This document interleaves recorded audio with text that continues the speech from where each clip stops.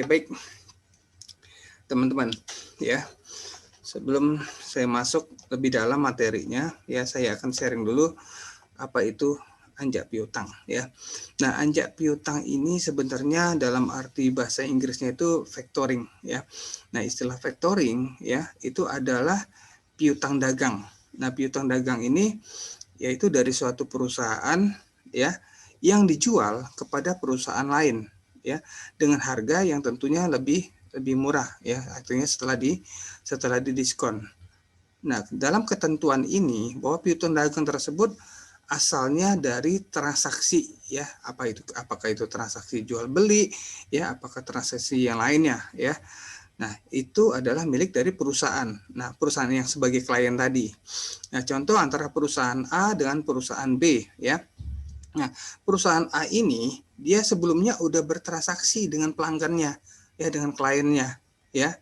Nah, karena dia si kliennya itu dia mau cara pembayarannya dengan cara cicilan ya. Maka si klien dari perusahaan A tadi ya si perusahaan A tadi dia mencarikan perusahaan lain yang mau ya istilahnya diutangin lagi ya. Jadi artinya perusahaan B, anggapnya perusahaan B. Nah, perusahaan B ini akan menyerahkan dana kepada perusahaan A tadi.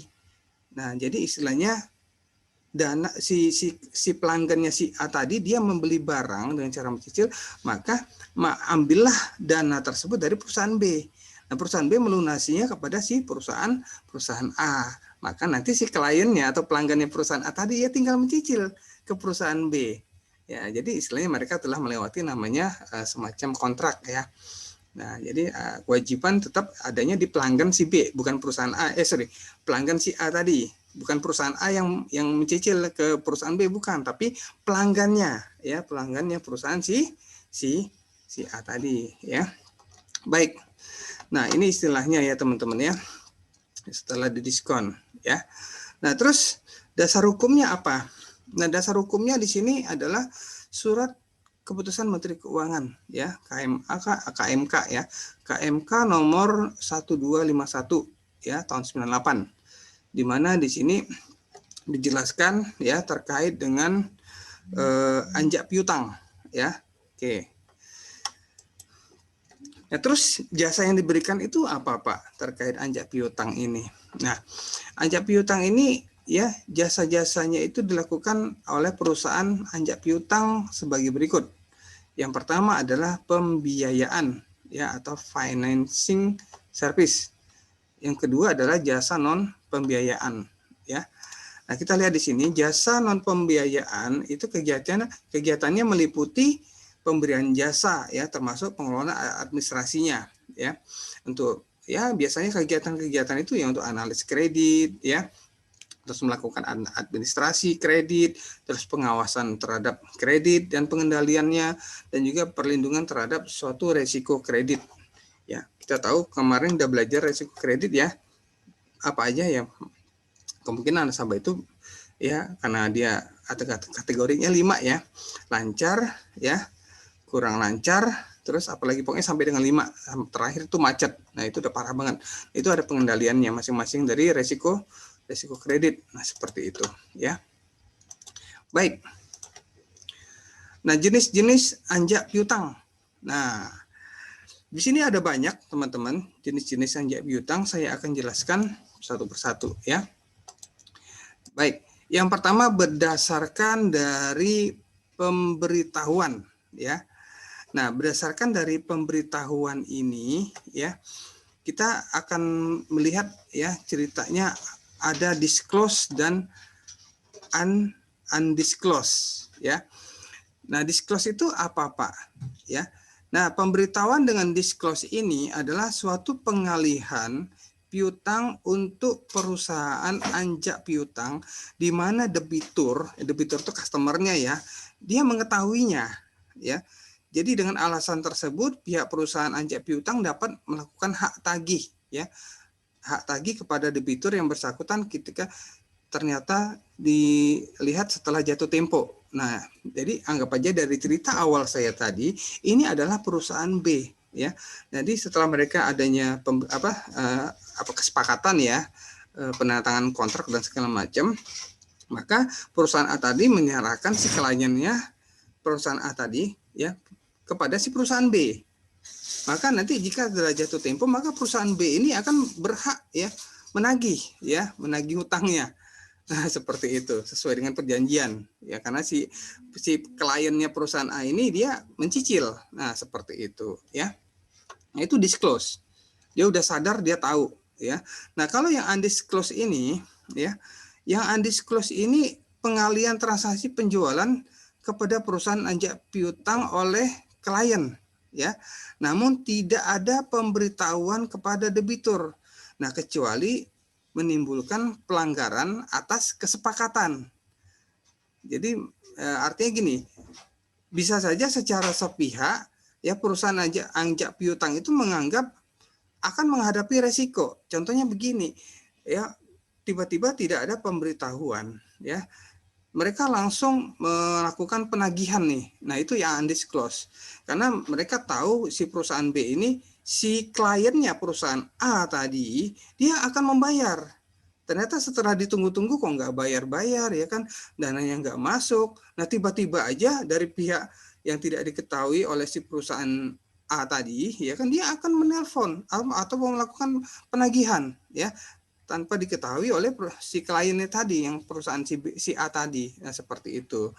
Maka ya itu maksudnya tidak ada pemberitahuan ya, maka dia mau tak mau harus melakukan pembayaran si kliennya perusahaan A tadi.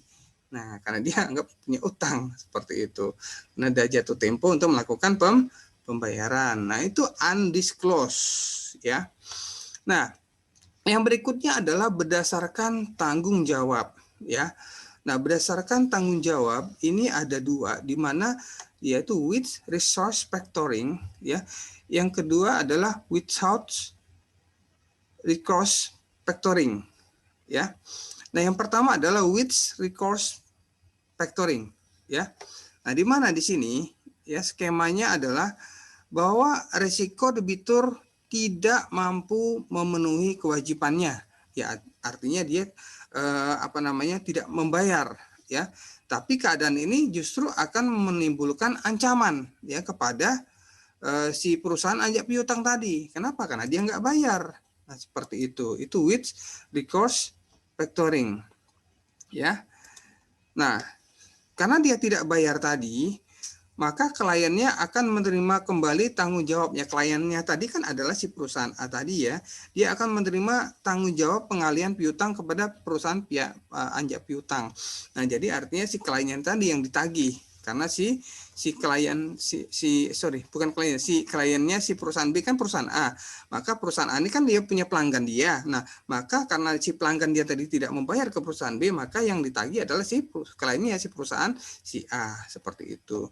Nah, kalau without recourse factoring ya, di sini sudah dialihkan ya, artinya si perusahaan anjak piutang tadi, si B tadi, dia nggak perlu repot-repot lagi ya kan, karena udah otomatis si perusahaan A ini akan menanggungnya ya. Skemanya seperti apa, apakah nanti si kliennya si A, si perusahaan A tadi, si pelanggan tadi membayar langsung, itu bisa ya, tanpa harus diketahui oleh perusahaan B. Pokoknya dia nggak mau tahu cerita, pokoknya lu perusahaan A, lu bayar sama gua. Nah, seperti itu. Nah, itu without recourse factoring ya. Nah, yang berikutnya adalah berdasarkan pelanggan ya. Nah, kita lihat di sini ya, berdasarkan pelanggan ini ada bulk factoring, ada maturity, ada invoice, ada undisclosed, ada advance payment ya. Baik. Nah, yang pertama saya jelaskan sedikit, yaitu mengenai book factoring. Nah, book factoring ini pada dasarnya pembiayaan itu tidak dibutuhkan ya. Pembiayaan itu tidak dibutuhkan oleh klien, namun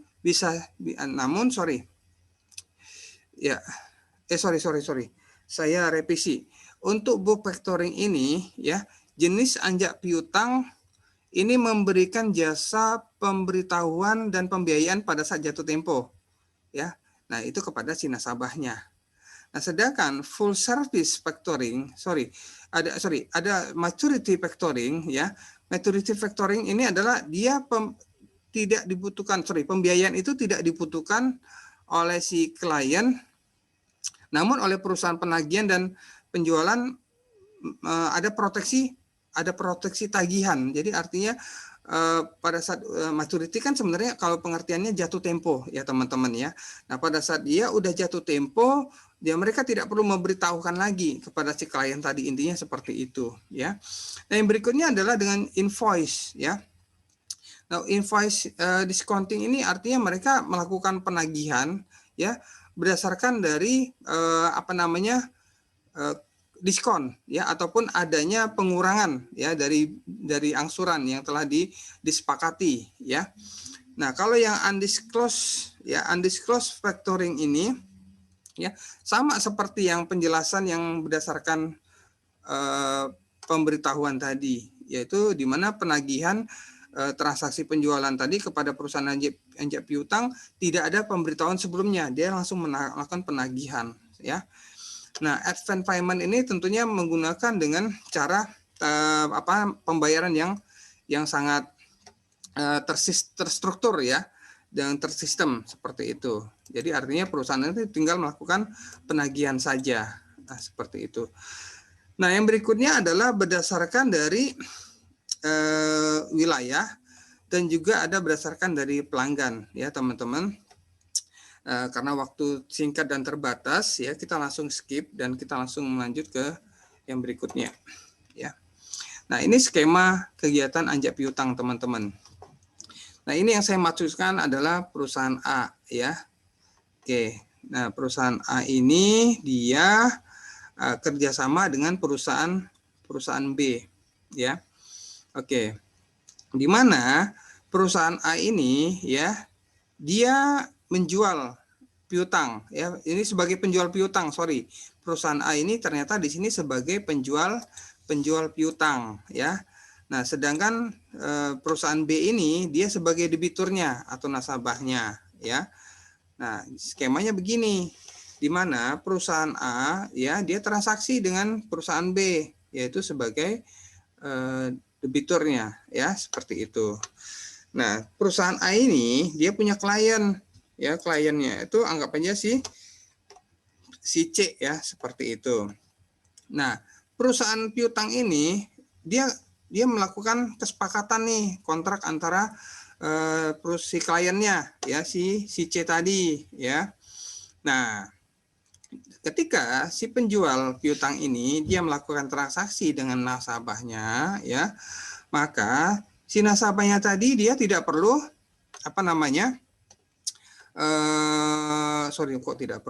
dia tidak perlu membayar kepada si penjual piutang ya, kepada si perusahaan A tadi. Maka nanti sistem penagihannya adalah di mana si klien tadi ya dia akan mendapatkan tagihan ya. Tagihan dari mana? Tagihan dari sini ya. Nah factoring ini adalah perusahaan mutual finance atau bank ataupun dari perusahaan-perusahaan yang lain. Nah seperti itu. Contohnya begini aja lah biar teman-teman nggak bingung ya, simple ya begini. Teman-teman ambil barang nih ya di toko misalnya ya. Nah di toko itu ada leasing ya. Sama aja skemanya miripnya seperti itu. Nah tentu teman-teman nanti tinggal membayar aja ke leasing. Nah seperti itu tanpa harus bayar ke toko. Seperti kan jelas ya, seperti itu. Gambarannya sama sebenarnya skemanya. Nah si leasing tadi itu adalah perusahaan penjual piutang. Jadi si leasing tadi, jadi artinya si leasing tadi dia membayar lunas kepada si toko tadi. Nah sama seperti itu ya. Jadi teman-teman jangan bingung dari cerita saya yang ada di skema ini ya. Pokoknya sama-sama seperti yang ada di leasing atau bank ataupun kredit lainnya. Cuman dia namanya penjual piutang. Nah, seperti itu. Oke. Cukup jelas ya. Oke. Nah, manfaat anjak piutang ini bagi perusahaan memperoleh keuntungan fee ya. Ya tentu dong ya, namanya leasing dia pasti akan mendapatkan fee ya kan. Oke. Terus bagi kreditor atau kliennya apa? Nah, klien ini adalah si toko tadi ya. Nah, toko tadi dia mengurangi dampak kerugian ya dengan tertagihnya piutang. Kenapa? Karena yang ditagih adalah si kliennya tadi. Nah, seperti itu ya. Nah, bagi debitur memberikan memotivasi kepada debiturnya untuk segera membayar.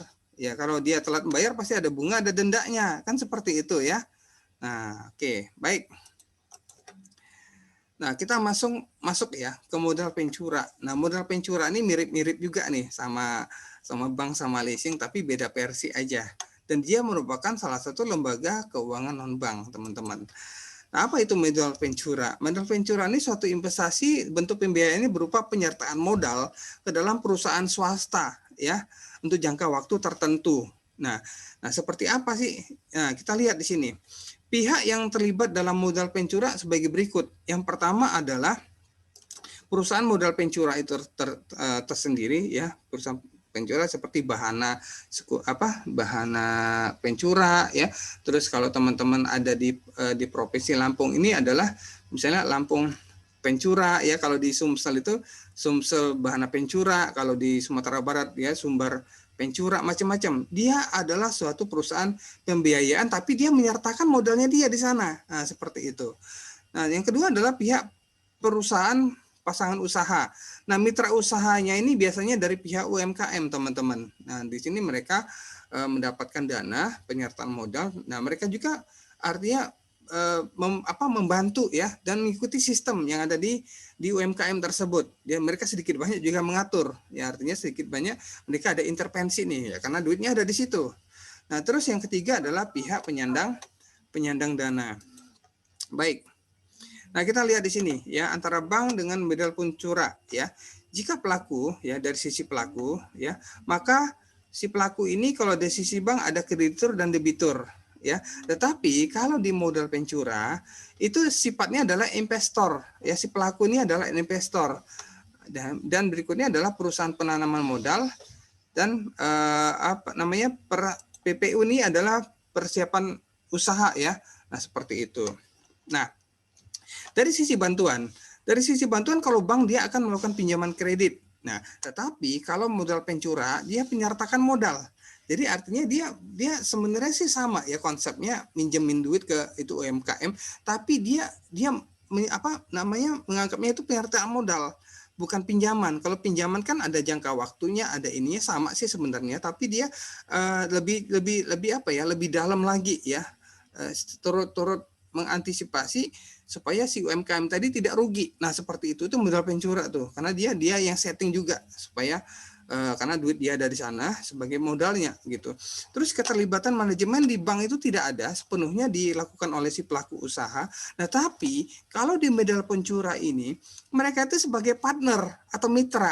Jadi artinya sedikit banyak itu membantu ya pelaku UMKM nih si modal pencura ini. Nah, jika kreditnya macet, ya, kalau di bank dia kredit macet ya di risikonya. Nah, kalau di modal pencura ini usahanya gagal. Nah, kalau usahanya gagal gimana Pak? Ya tentunya ada konsekuensi yang harus diterima karena duitnya modal pencura kan ada di sana. Seperti itu. Nah, terus kalau bank keuntungannya dalam bentuk kredit, tapi kalau dari modal pencura adalah capital gain. Ya artinya mereka ada namanya modal ya, nambah duit lagi di sana, duit mereka berkembang. Nah, seperti itu. Di modal pencura ya keuntungannya dibagi. Nah, seperti itu. Tapi kalau di bank mereka mendapatkan kredit doang, bunga kredit. Nah, terus jangka waktunya gimana Pak? Kalau di bank itu kan pendek, menengah dan panjang ya. Tapi kalau di modal pencura ini itu maksimal sampai dengan 10 tahun. Jadi artinya jika udah 10 tahun dan dianggap perusahaan tersebut udah sukses ya, tentunya kontrak juga berakhir. Seperti itu ya. Baik. Nah, jenis penyertaan modalnya apa aja Pak di sini? Nah, di sini ada istilah equity financing atau pembiayaan langsung. Nah, yang kedua adalah semi equity financing, yaitu dengan cara membeli obligasi. Nah, di mana perusahaan tadi ya selaku UMKM tadi dia akan menjual ya dalam konversi obligasi tersebut. Yang ketiga adalah mereka mendirikan perusahaan baru. Nah, menurut informasi yang saya dapat bahwa modal pencura ini dia bisa membuat suatu kesepakatan dengan UMKM. Apakah mau membentuk perusahaan baru itu bisa mereka lakukan ya dengan penyertaan modal mungkin dengan komposisi 40% UMKM, 60%-nya dari modal pencura seperti itu ya. Nah, yang keempat adalah bagi hasil. Bagi hasil ini ditujukan kepada perusahaan kecil yang belum berbentuk PT.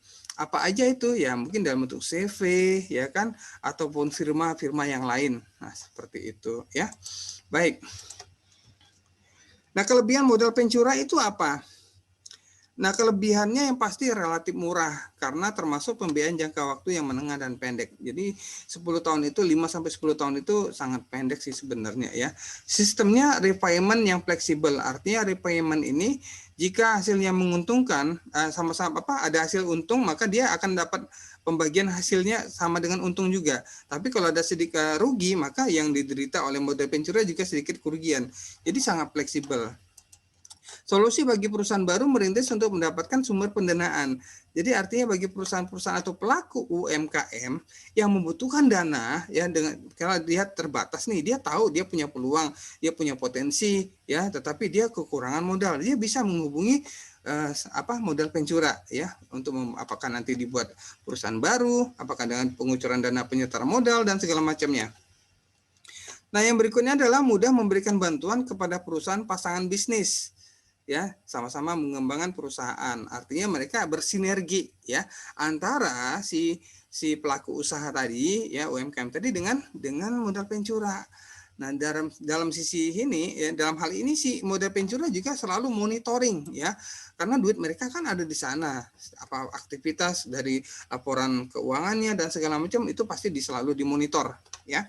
Terus memberikan saran dan ide untuk kemajuan perusahaan, menaikkan citra reputasi usaha mitra, dapat membantu memberikan partner usaha memperluas jaringan yang usahanya sangat lebih luas lagi. Nah, kalau seandainya pelaku usaha tadi sukses, teman-teman, ya, maka modal Ventura ya perusahaannya tadi dia akan memberikan saran.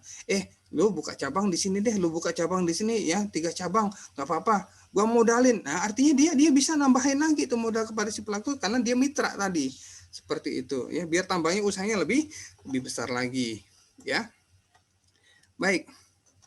Nah, tadi ada kelebihannya, di sini ada kekurangannya, teman-teman. Nah, kekurangannya bagi modal Ventura ini ya. Nah, perusahaan modal Ventura ini sangat selektif, teman-teman. Sehingga untuk mendapatkan modal dari perusahaan modal Ventura ini sangat sulit ya. Mereka seleksinya sangat ketat. Ya, nah teman-teman perlu diketahui modal Ventura ini biasanya dikelola oleh BUMN, ya. Nah, apa sih Pak BUMN yang ada di Indonesia ini yang mengelola modal Ventura? Nah, yaitu Bahana Ventura. Bahana Ventura itu adalah BUMN teman-teman. Ya, jadi artinya duit yang dimiliki oleh Bahana Ventura itu duit negara yang digunakannya untuk apa? Ya untuk membantu pelaku usaha kecil dan menengah UMKM tadi ya. Nah, itu pun sangat selektif ya, tidak sembarangan dana itu bisa dikucurkan. Yang berikutnya adalah sistem bagi hasil yang membuat keuntungan perusahaan pasangan usaha itu berkurang. Kalau kesepakatannya ya porsinya tadi yang saya bilang adalah modal Ventura itu 60% dan pelaku usaha UMKM tadi 40%, maka teman-teman udah bisa bayangkan jika keuntungan yang didapat adalah 1.000, maka 60%-nya buat modal Ventura ya. Karena bagi hasil. Nah, sedangkan 40%-nya buat pelaku usaha. Nah, seperti itu.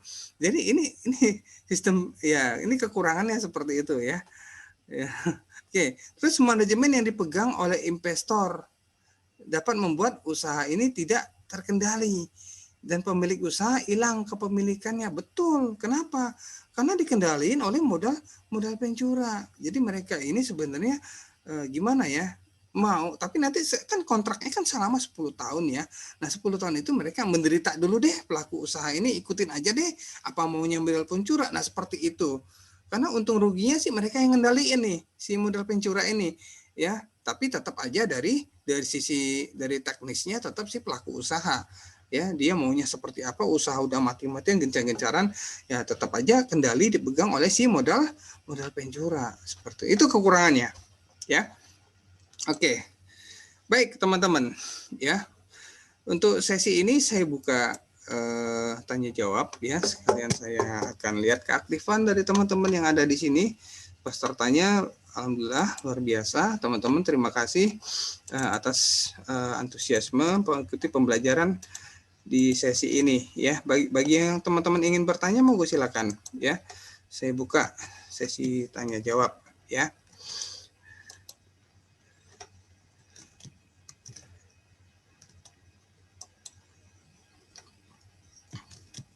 Ya, silakan teman-teman.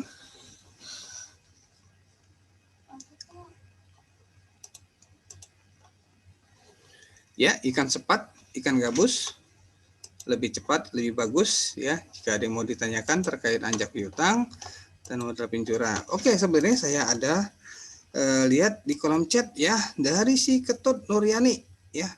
Manajemen 19A apabila akan mendirikan perusahaan untuk jangka panjang namun tidak punya cukup modal, bisakah modal penjura? Yes, pertanyaan bagus nih Ketut. Nah, seperti yang dijelaskan di slide tadi ya, di materi ini bahwa perusahaan tersebut boleh ya mengajukan ya permohonan kepada perusahaan penjura ya yang ada di daerah masing-masing ya. Contoh misalnya kalau di Lampung ini ya saya cek kalau salah Lampung Penjura ya. Lampung Bahana Penjura. Nanti biasanya ada di setiap pasar induk spesial itu pasti ada ya penjura itu. Ya, teman-teman boleh cek ya bagi ada pelaku usaha yang ingin namanya membutuhkan modal ya, karena mikir kalau di bank atau di leasing kan bunganya sangat gede ya kan, dan kalaupun mereka nggak mau bayar ya disita barang-barangnya ya. Nah kalau di modal penjura ini ya tentunya konsekuensinya kalau usahanya anjlok ya tentu kerugian juga diderita oleh si perusahaan modal penjura. Nah, tapi yang tadi diceritakan kekurangannya yaitu untuk mendapatkan modal di Bahana Penjura ini, di perusahaan modal penjura ini sangat sulit. Kenapa? Karena mereka sangat selektif. Nah, tentunya dengan segala konsekuensinya ya, syarat-syaratnya harus dipenuhi terlebih dahulu. Nah, seperti itu. Baik, pertanyaannya bagus banget si atas nama Ketut Nuryani ya. Thank you. Good. Terus di sini ada Eka Putra. Bertanya, Eka Mutiara Pratiwi, Eka Putra pula, dari akuntansi 19 BX. Baik, izin bertanya Pak, jika kita ingin mendirikan perusahaan kekurangan modal lalu pinjam modal penjura, bagaimana proses untuk mendapatkan pinjamannya Pak? Baik, seperti yang ada di skema tadi ya, seperti teman-teman datang aja ke perusahaan modal penjura atau pelaku usaha tadi datang ke perusahaan modal penjura, terus ngajuin permohonan ya, tentunya ada pengisi form aplikasi terlebih dahulu. Nah, setelah itu diisi aplikasi, terus nanti petugas dari modal penjura akan melakukan pengecekan ya. Kira-kira bisnis apa nih yang kita jalankan? Mungkin adanya wawancara dan segala macam. Nah, nanti dari hasil investigasi yang dilakukan oleh perusahaan modal penjura itu akan diberikan keputusan ya apakah diterima atau tidak ya penyertaan modalnya dari perusahaan modal penjura tadi buat si pelaku usaha tersebut. Nah, jika dinyatakan deal, maka akan menjadi mitra nih ya antara pelaku usaha dan modal penjura, kan mereka akan menyertakan modal di pelaku usaha tadi ya, UMKM. Oke. Terus ya mau tanya Pak, perusahaan penjura memiliki kegagalan cukup tinggi ya Pak? Betul sekali ya. Saya memiliki teman yang saat ini menjadi direktur utama ya, direktur utama di salah satu penjura di Indonesia ya. Dia tidak sebutkan di provinsi mana. Dia cerita ya, sebelum dia menjadi direktur utama, dia menjadi direktur operasional. Pada saat dia menjadi direktur operasional itu saya tahu sepak terjangnya dia ya, untuk menyelamatkan usaha UMKM itu tidak gampang teman-teman ya. Kenapa? Karena dana yang mereka kucurkan itu kan dana milik perusahaan penjura. Bayangkan kalau seandainya itu pelaku usahanya mengalami kesulitan ya, mengalami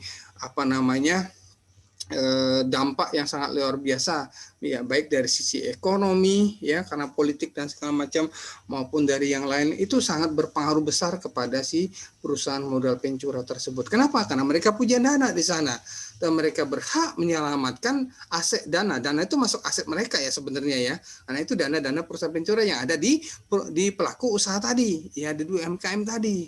Jadi mau tak mau dia harus terjun langsung, ya. Dia dicerita dia langsung terjun ingin menyelamatkan itu usaha si pelaku UMKM tadi, sampai betul-betul dinyatakan dia kondisi ekonominya membaik. Itu sampai segitu sepak terjang di orang atau apa mereka ya, dari modal Ventura sampai usaha mereka tuh bangkit lagi ya, seperti itu. Nah, tentunya modal Ventura juga punya ya strategi khusus bagaimana cara menanggulangi masalah-masalah yang dihadapi oleh UMKM binaan mereka atau mitra mereka, ya tentunya itu rahasia mereka dan saya tidak diceritakan seperti apa mereka menyelesaikannya, ya. Oke, cukup bagus nih pertanyaannya dari si siapa tadi namanya?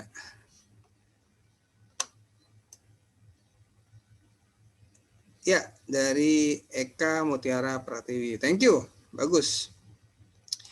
Ya, ini Riko Pratama, Pak, mau tanya, perusahaan Ventura memiliki gagalan cukup, iya, itu besar, ya. Tadi saya sudah jawab ya, itu sangat besar ya. Kalau seandainya dia rugi, tentu akan rugi tutup usahanya ya, kerugiannya pasti akan didampak kepada Ventura ya. Oke, bagus Pak pertanyaannya. Putri Handayani, Pak, biasanya anjak piutang ini adakah kriteria khusus untuk perusahaan mengajukan anjak piutang? Nah, sebenarnya sih nggak ada kriteria khusus ya, karena pola skemanya sama seperti yang saya ceritakan tadi. Dia bisa bank, bisa leasing, dan bisa perusahaan-perusahaan pembiayaan lainnya. Nah, contoh misalnya kalau kita beli barang nih di toko, anggap aja di di salah satu toko lah ya. Nah, kita bayarnya dengan cara mencicil. Nah, tentunya toko tadi mereka udah kerjasama dengan si perusahaan yang anjak piutang, seperti leasing ya kan, seperti One Finance, Credit Plus. Nah, itu perusahaan anjak piutang juga. Nah, nanti setelah deal antara si pelanggan tadi dengan toko tadi, maka si toko tadi tinggal menyerahkan aja ke leasing ya kan. Nanti leasing akan membayar lunas ke toko. Nah, tinggal si klien atau pelanggan tadi ngangsurnya ke leasing ya, atau Credit Plus, sampai seperti itu. Good, bagus. Si Alen Tiara Rahma, Pak, bagaimana perkembangan anjak piutang kali ya, bukan anjak utak ya. Oke, anjak piutang di Indonesia. Baik, sebenarnya sih sampai dengan saat ini mereka sangat cukup bersaing ya, terutama antara bank dengan leasing nih, yang sama-sama mereka perusahaan anjak piutang nih. Ya, bank juga menerapkan suku bunga yang kredit yang sangat kompetitif ya. Sedangkan jika di leasing, antar leasing aja mereka punya suku bunga yang kompetitif. Nah, jadi artinya betul-betul sangat-sangat pertumbuhannya sangat bagus ya kalau dilihat dari perkembangan anjak piutang di Indonesia. Good, bagus banget. Ya. Terus Indah Nurulansari, Pak, saya ingin bertanya, sumber dana Bank Ventura kan dari BUMN. Bisa tidak Pak swasta investasi dana ke Bank Ventura? Baik, sebenarnya begini. BUMN itu sendiri ya, mereka ada perusahaan-perusahaan BUMN itu yang sebagian besar sebagian kecil sahamnya itu dimiliki oleh masyarakat. Jadi artinya masyarakat yang ingin melakukan investasi di perusahaan Ventura itu juga bisa. Nah, cuman masalahnya saat ini kan baru dikelola oleh namanya BUMN ya, melalui mitra usaha yang ditunjuk oleh BUMN. Contoh misalnya menggandeng pemerintah setempat ya untuk membangun bisnis UMKM, untuk membina UMKM di daerah atau di provinsi tempat pemerintahan provinsi tadi berada ya. Contoh misalnya di Provinsi Lampung. Nah, Bahana Ventura itu mereka itu bekerja sama dengan pemerintah provinsi yang ada di Lampung ya. Nah, mereka membentuk nih suatu perusahaan ya, perusahaan Ventura ya. Nah, itu sebenarnya sih kalau dibilang itu semi swasta ya, antara BUMN sama BUMD jatuhnya, bukan semi swasta, itu namanya BUMD jatuhnya ya. Nah, tapi di Bahana Ventura kan ada saham juga, saham dari mayoritas dari masyarakatnya. Nah, mereka juga membentuk skema perusahaan itu sama seperti yang ada di perusahaan-perusahaan pada umumnya. ada kantor pusatnya, ya kan, misalnya kantor pusatnya di Bandar Lampung nih, pusat provinsinya. Terus ada kantor cabangnya, ada di ada di Pesawaran misalnya, atau ada di Kalianda ya, di Lampung Selatan, atau di Sukadana, Lampung Timur. Mereka punya kantor cabang ya, masing-masing ada manajernya, ada staffnya, supervisor, macam-macam, segala macam. Nah, seperti itu. Nah, kalau dari sisi swasta melihat dari modal Ventura ini, saya yakin mereka jarang ya yang berani membuka karena risikonya sangat tinggi. Kenapa saya bilang jarang berani? Karena risikonya sangat tinggi. Ini kalau dikelola oleh swasta yang sangat superior mungkin oke, bisa ya. Tapi ini tidak tidak lihat ya, saya tidak lihat ada perusahaan swasta yang berani nih untuk mengelola modal Ventura ya, sebagai mana yang dilakukan oleh BUMN si Bahana Ventura ini. Ya, karena risiko potensi yang dilakukan oleh masyarakat kita lihat dari karakteristik ya. Karakteristik mayoritas masyarakat kita ini jika melihat dana misalnya, oh dari mana? Dari Bahana Ventura. Ventura ini bukannya milik duit negara ya. Udahlah, gua nggak bayar aja lah. Kenapa? Duit negara kok. Ya itu karakter masyarakat kita ya, yang ngelihat bahwa dana yang ada di mereka itu sebenarnya katanya milik negara. Sebenarnya bukan. Itu kan hanya dana dipinjamkan. Nah itu harus dikembalikan. Nah seperti itu. Sama seperti penyertaan modal. Kalau swasta saya rasa belum ada yang berani ya, karena karakteristik yang di mindset di masyarakat kita ini masih belum terbentuk ya, untuk menjadi tangguh ya, mandiri. Nah, seperti itu belum ya. Makanya tidak ada swasta yang di Ventura tersebut ya. Baik. Terus Indah, Pak, sumber dana swasta, oke udah ya. Thank you, bagus banget pertanyaannya. Wahyu Perdi, Pak, kalau perusahaannya rugi, apakah harus mengembalikan dana suntikan? Ya kalau udah rugi ya udah, ya kan, mau diapain lagi? Ya palingan dari sisi Bahana Ventura, dari modal Ventura, perusahaan modal Ventura tadi, bagaimana mereka menjual aset, ya, yang dimiliki oleh si mitranya tadi, ya, untuk sedikit banyak mengembalikan modal ya, modal yang telah mereka kucurkan itu pasti ada potensi kerugiannya, ya. Nah, namanya juga sistemnya kerjasama seperti itu ya, harus diterima ya. Baik, terus bagus pertanyaannya Wahyu Perdi, bagus banget ya. Pak, bagaimana anjak piutang tadi udah ya. Terus siapa lagi? Riko, Pak. Ya, Riko, apa nih pertanyaan Riko? Baik. Saya rasa ya. Udah Pak tadi. Udah tadi ya. Ternyata chatnya bolak-balik aja ya di laptop saya ya. Luar biasa ya. Oke, baik teman-teman ya. Jika tidak ada pertanyaan, ya saya ucapkan terima kasih atas kebersamaan kita. Kita cukupkan dulu sampai di sini, ya, sampai ketemu di pembelajaran berikutnya.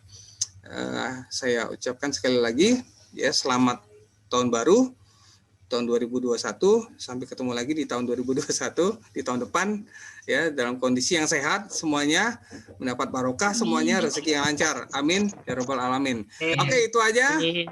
Terima kasih. Assalamualaikum warahmatullahi wabarakatuh. Waalaikumsalam warahmatullahi wabarakatuh. Masih Pak. Saya close ya. Masih Pak. Ya, Pak.